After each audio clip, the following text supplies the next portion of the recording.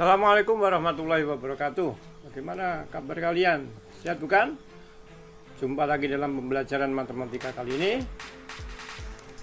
Hari ini kita akan melanjutkan pelajaran yang sudah kita bahas sebelumnya, yaitu masih tentang bangun ruang. Kali ini kita akan belajar tentang luas permukaan bangun ruang gabungan. Oke, siap ya? Kita mulai.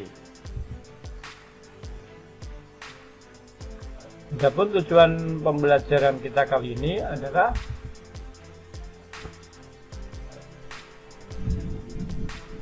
kita mampu menyelesaikan permasalahan yang berkaitan dengan luas permukaan bangun ruang gabungan dan mampu mengaplikasikannya dalam kehidupan sehari-hari. Nah, selain itu kita juga harus memahami beberapa prinsip dalam mengerjakan soal-soal yang berkaitan dengan menentukan luas permukaan bangun ruang gabungan, yaitu prinsipnya adalah sisi-sisi yang berimpit di antara beberapa bangun ruang itu diabaikan, artinya luas sisi-sisi yang berimpit tersebut tidak dihitung luasnya. Kemudian luas permukaan dari bangun ruang gabungan itu diperoleh dengan cara menjumlahkan sisi-sisi dari bangun ruang yang digabung, di mana sisi-sisi tersebut tidak berimpit. Oke, siap ya? Kita akan menuju ke contoh yang pertama.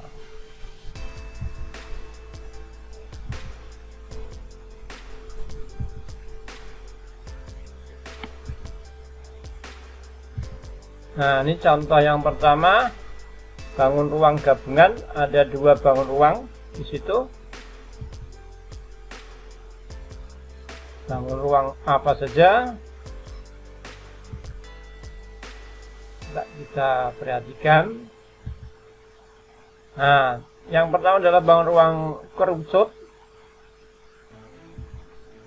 Kemudian yang kedua bangun ruang tabung. Di mana bangun ruang kerucut memiliki jari-jari 20, kemudian bangun ruang tabung memiliki jari-jari 20, tingginya 18. Yang kerucut jari-jarinya 20, jari-jari alas 20, dan tingginya 48 cm. Nah, coba perhatikan yang diberi tanda silang.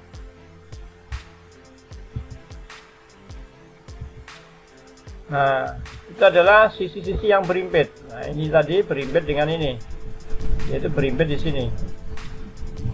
Nah, yang berimpit itu diabaikan. Jadi dua sisi ini, yaitu satu sisi pada tabung dan satu sisi pada kerucut, sisi alasnya itu diabaikan, tidak dihitung luasnya. Nah, berarti menentukan luas permukaan dari bangun ruang gabungan yang di atas adalah luas permukaan tabung tanpa tutup.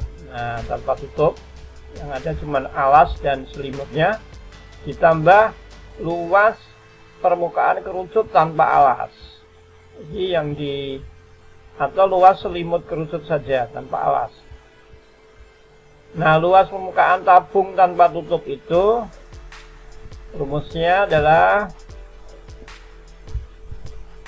luas permukaan tabung tanpa tutup, rumusnya adalah Pi kali R kuadrat ditambah 2 kali Pi kali R kali T.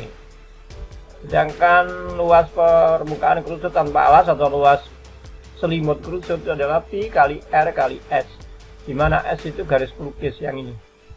Nah, yang ini, yang 52 ini garis pelukis. Oke.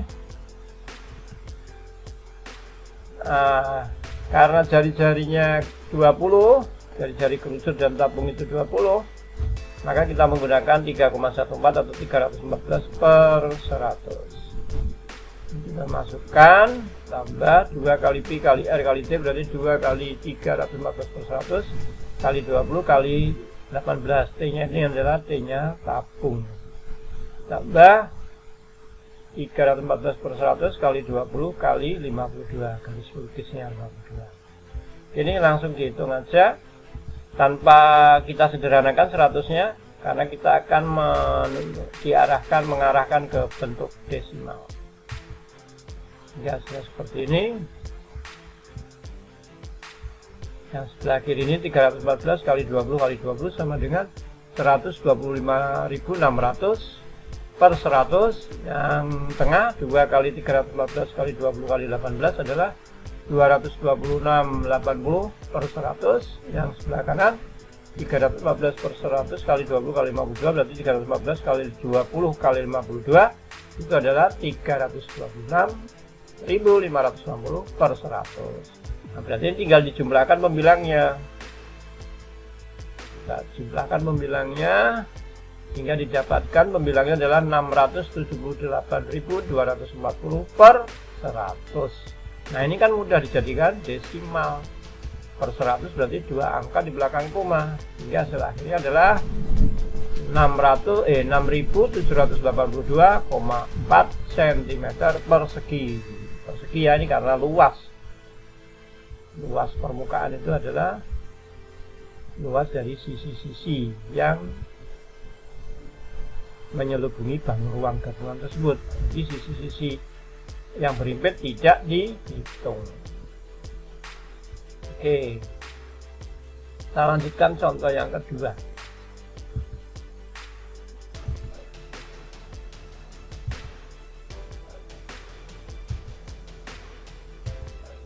Nah, di sini ada bangun ruang gabungan. Jadi berapa bangun ruang? Kita perhatikan. Ini 1, 2. Oh, berarti ada 2 bangun ruang. Yang satu diubah warna jadi hijau, yang satunya dirubah jadi warna putih. Nah, kita ikuti yang selanjutnya. Oke. Nah, ternyata didapatkan sebuah balok warna putih dengan panjang 35, lebar 12, tinggi 12. Dan yang atas itu ya, kita perhatikan, karena di sini tadi lebarnya 12 ini, nah berarti yang di sini pun juga 12, tingginya 12, panjangnya 12, berarti ini berbentuk kubus. Yang berbentuk kubus karena panjang rusuknya semuanya sama, ya 12 cm. Oke, kita perhatikan yang selanjutnya, bahwa setiap dua buah sisi yang berimpit, setiap sisi-sisi yang berimpit dari bangun ruang gabungan, di sini ada 2 bangun ruang, berarti ada 2 sisi yang berimpit, walaupun tidak seluruhnya. Nah, yang pertama ini sisi alas dari kubus ini berimpit dengan, nah ini dengan sebagian sisi dari balok. Ini berimpit berarti luasnya tidak dihitung. Bagaimana caranya? Mudah.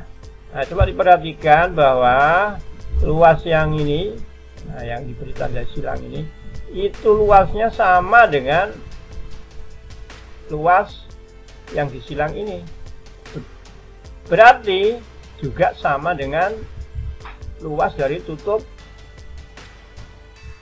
kubus yang di atas itu. Ya, karena luasnya sama.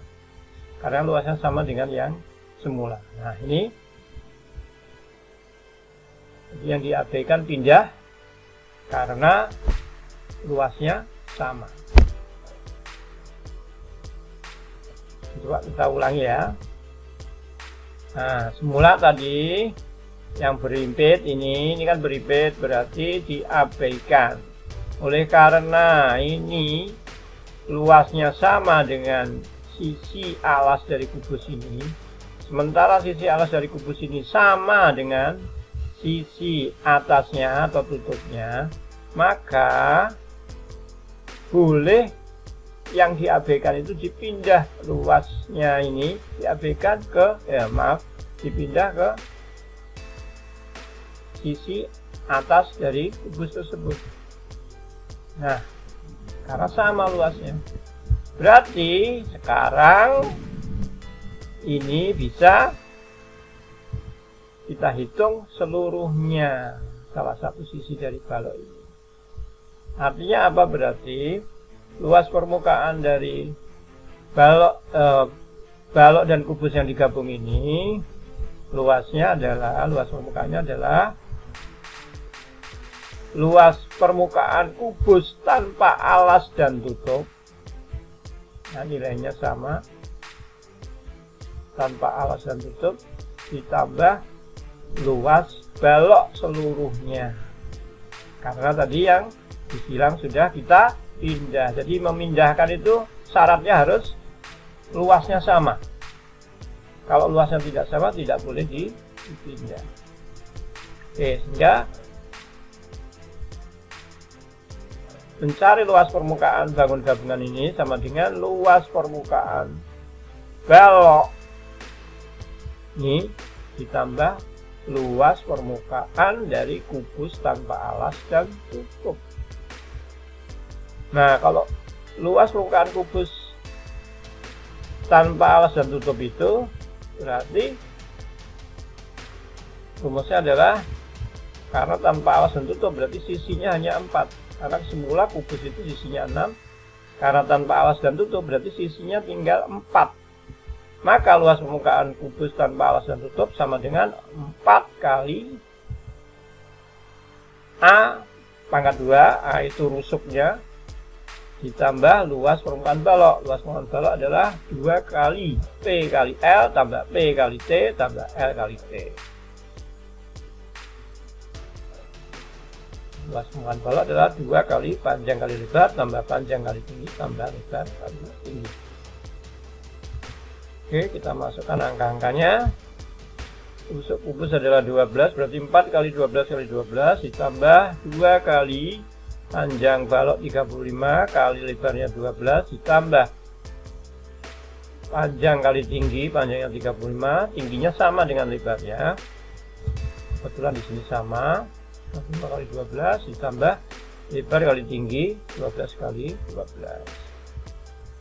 Oke, ingat aturan menghitung dalam bilangan cacah. Ini yang 4 kali 12 kali 12 bisa kita temukan hasilnya, yaitu 576. Yang ini kita selesaikan yang ada di dalam kurung. 35 kali 12 sudah 420, ini juga sama. 12 kali 12 144. Oke, kemudian kita selesaikan di dalam kurung. 576 tambah 2 kali, nah ini dijumlahkan dulu yang di dalam kurung ini. Ini adalah 984. Sekarang ada penjumlahan dan perkalian, maka yang dikerjakan adalah perkalian. Sehingga hasilnya 576 ditambah 1968. 1968 adalah hasil dari perkalian 2 kali 984. Sehingga hasil akhirnya mudah, 2544 cm persegi. Gitu ya.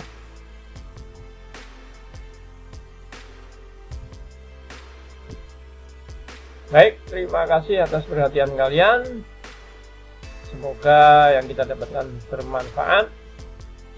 Sukses selalu, sukses terus, sehat selalu. Oke, terima kasih. Assalamualaikum warahmatullahi wabarakatuh.